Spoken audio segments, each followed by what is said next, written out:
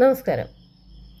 അങ്ങനെ കുബേരൻ ഒരു ദിവസം ഉണ്ണി ഗണപതിയെ പ്രാതലിന് കൊണ്ടുവരാൻ തീരുമാനിച്ചു. അതിനുവേണ്ടി ഒരുപാട് ഭക്ഷണ സാധനങ്ങളൊക്കെ ഒരുക്കി. പായസമായിട്ടും മോദകമായിട്ടും, ഗണപതിയുടെ ഏറ്റവും ഇഷ്ടപ്പെട്ട സാധനമാണ് മോദകം അല്ലേ. മോദകവും പഴം നുറുക്കും പപ്പടവും പായസവും അങ്ങനെ ഇന്നതാന്നൊന്നുമില്ല. ഇഡ്ഡലിയും വട്ടയും അങ്ങനെ ഒരുപാട് സാധനങ്ങൾ ഉണ്ടാക്കി വെച്ചു ഗണപതിക്ക് കൊടുക്കാനേ.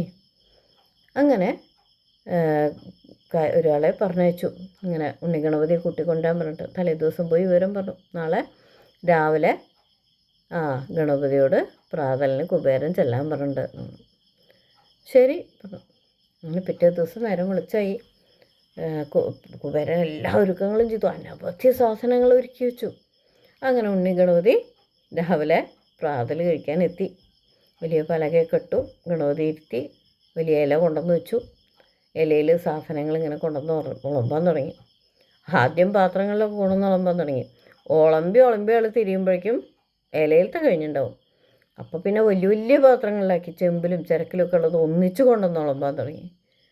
എന്നിട്ടും കാര്യമില്ല, കൊണ്ടുവന്ന് ഉളമ്പണത് കഴിയാണ്. അങ്ങനെ അവിടെയുള്ള സാധനങ്ങൾ ഇങ്ങനെ വന്ന് ഉളമ്പി ഇവർക്ക് നിന്ന് തിരിയാൻ സമയമില്ല. അപ്പോഴേക്കും തുടങ്ങും ഉണ്ണി ഗണപതി കൊണ്ടുപോവാ എന്ന് പറയാം. അങ്ങനെ അവിടെ ഉണ്ടാക്കി വെച്ച സാധനങ്ങൾ മുഴുവനെ വലിയ ചെമ്പിലും ചിരക്കിലും എല്ലാവർക്കും വേണ്ടി ഉണ്ടാക്കിയതൊക്കെ ഉണ്ട്. രാജകൊട്ടാരല്ലേ, അനവധി ആൾക്കാരുണ്ട്. എന്തായാലും അവരൊക്കെ ഒഴിവാക്കിയിട്ട് ഉണ്ടാക്കിയ സാധനങ്ങൾ മുഴുവനെ ഗണപതിക്ക് വിളമ്പാൻ തുടങ്ങി.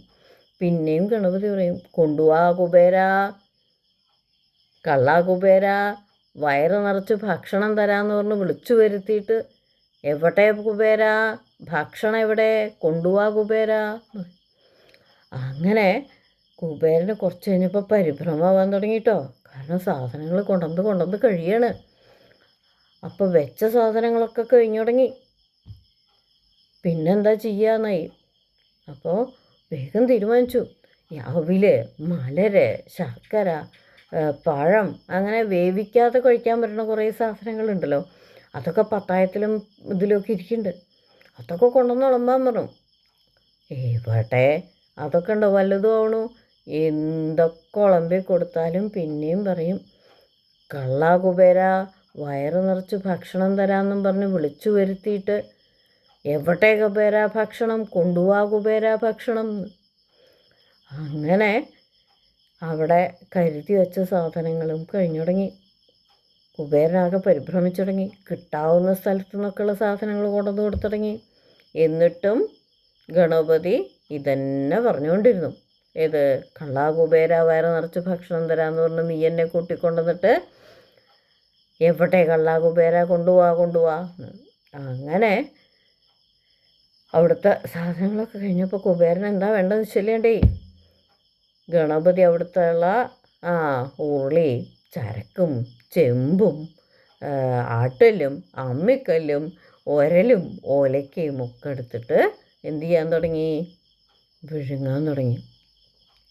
അവിടെ ഉണ്ടായിരുന്ന ആളുകളൊക്കെ പേടിച്ച് പരക്കം പാഞ്ഞ് ഓടാൻ തുടങ്ങി. കാരണം ഇനിയിപ്പോൾ സാധനങ്ങളൊന്നും കിട്ടിയില്ലെങ്കിൽ എന്ത് ചെയ്യും, ചിലപ്പോൾ നമ്മളെ പിടിച്ച് വിഴുങ്ങും.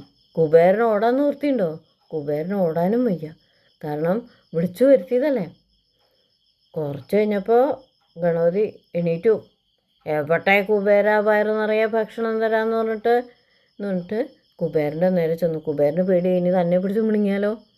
കുബേരൻ ഓട്ടി. എവിടേക്കാണ് ഓടിയേ? ഓടി നേരെ പരമശിവൻ്റെ മുമ്പ് ചെന്നു. ഇനി വേറൊരാശ്രയമില്ല. ചെന്ന് അങ്ങനെ കാക്കൽ വീണ് നമസ്കരിച്ചു. ക്ഷമിക്കണം, എനിക്ക് തെറ്റുപറ്റി, ഉണ്ണിയുടെ വയറ് നിറയ്ക്കാൻ എനിക്ക് പറ്റിയില്ല. അപ്പം പറഞ്ഞു കുബേരൻ. അപ്പോഴും ഞാൻ കുബേരനോട് ചോദിച്ചു, ഇത് വേണോ എന്ന്.